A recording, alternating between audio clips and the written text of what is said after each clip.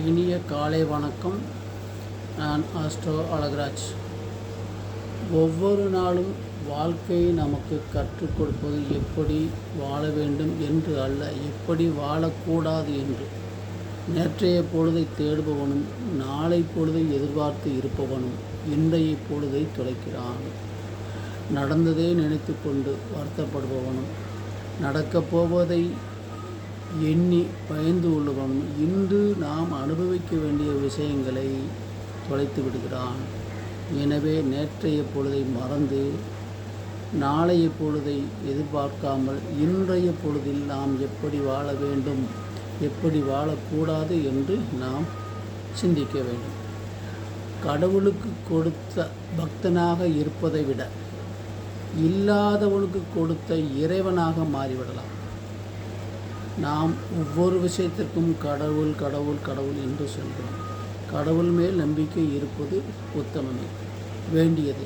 ஆனாலும் கடவுளுக்கு காசை கொண்டு செலவழிப்பதற்கு பதில் நாம் காசு இல்லாதவனுக்கு, வறுமையில் வாடுபவனுக்கு அந்த காசை செலவழித்து பயன்படுத்தி அந்த வறுமையில் இல்லாதவனுக்கு நாம் கடவுளாக இருப்பதே என்றென்றும் சிறப்பானதாக இருக்கும்.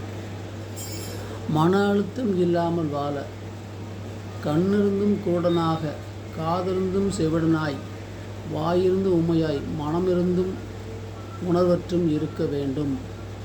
மன அழுத்தம் வராமல் இருக்க, வாழ்க்கையில் ஸ்ட்ரெஸ் வராமல் இருக்க சில விஷயங்களை பார்த்து கண்ணிருந்தும் குருடனாக, காதிருந்தும் செவிடனாக, வாயிருந்தும் ஊமையாக,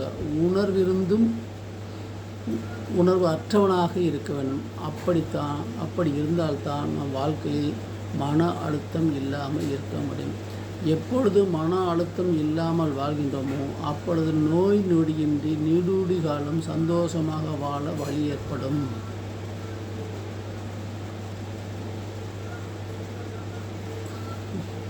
இனிய காலை வணக்கம்.